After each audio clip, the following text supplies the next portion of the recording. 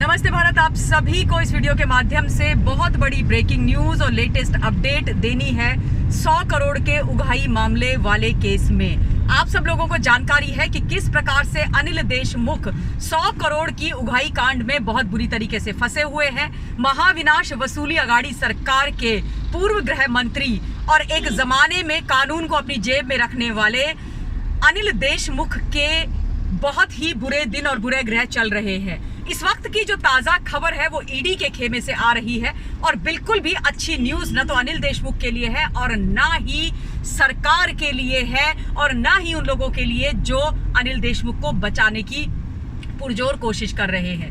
अनिल देशमुख के खिलाफ अब ईडी ने लुकआउट नोटिस जारी कर दिया है। मैं आप लोगों को यह भी बता देना चाहती हूं कि अनिल देशमुख के सर पर यह 100 करोड़ की वसूली का लेटर बॉम्ब जिसने फोड़ा था, यानी कि परमवीर सिंह, उन पर भी लुकआउट नोटिस जारी हुआ था। उसके बाद परमवीर सिंह गायब हो गए थे, यानी गुरु और चेला दोनों ही बुरी तरीके से ईडी के और कानून के शिकंजे में फंसे हुए हैं।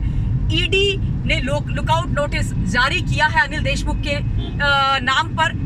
इसका मतलब ये साफ है कि अनिल देशमुख कभी भी गिरफ्तार हो सकते हैं, बशर्ते अब अनिल देशमुख भागते दौड़ते छिपे ना, क्योंकि बीच में ये भी खबरें आई थी कि अनिल देशमुख छुप गए थे, लापता हो गए थे। और ये बात तो हम सब लोग जानते हैं कि न जाने कितने सारे सम्मन अनिल देशमुख को ईडी के द्वारा भेजे गए, उनके बेटे को भी भेजे गए, लेकिन अनिल देशमुख ने हर बार कानून को ठेंगा बताया और एक बार भी ईडी के समक्ष प्रस्तुत नहीं हुए। मैं आपको ये भी जानकारी दे देना चाहती हूँ कि अनिल देशमुख ने ईडी के द्वारा, सीबीआई के द्वारा जो भी उनके ऊपर इन्वेस्टिगेशन हो रहे हैं, उनके खिलाफ एफआईआर है, उन सब को एक याचिका के माध्यम से मुंबई हाई कोर्ट में चैलेंज किया था, लेकिन उनकी जो ये याचिका है ये औंधे मुंह गिर गई है।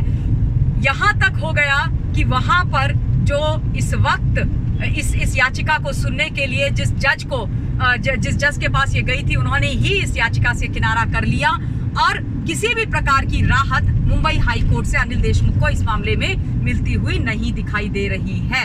अनिल देशमुख को अब अल्टीमेटली ऐसा लगता है कि ईडी के सामने प्रस्तुत होना ही पड़ेगा। अपनी याचिका के माध्यम से वो लगातार यही बात कर रहे हैं कि एक एसआईटी का गठन हो जिसमें मुंबई से या महाराष्ट्र के बाहर के जो अफसर हैं वो हो। इसके अलावा वो चाहते हैं कि जो ये एफआईआर है वो रद्द हो जाए। इसके अलावा वो ये चाहते हैं कि वो फिजिकली प्रेजेंट ना हो ईडी के सामने, अपितु वो अपना इलेक्ट्रॉनिक एविडेंस दे दें, यानी कि अपनी जितनी भी गवाही है या जितने भी क्वेश्चन आंसर्स हैं वो एक वीडियो कॉन्फ्रेंसिंग के माध्यम से कर दे। इन तमाम चीजों पर वो लगातार बात कर रहे हैं, लेकिन इस किसी भी बात को नहीं माना जा रहा है ऑनरेबल कोर्ट के द्वारा। इस बात से एक बात तो साफ है कि ये बुरा समय आरंभ हो गया एक बार फिर से अनिल देशमुख के लिए। लेटेस्ट अपडेट थी इस मामले में। मैं अपनी वाणी को विराम देना चाहती हूँ और रिक्वेस्ट करूंगी कि अपना पॉइंट ऑफ व्यू आप लोग मुझ तक कमेंट के माध्यम से जरूर पहुंचाइए। जल्द ही मिलते हैं। Till then stay safe, stay blessed and जय हिंद।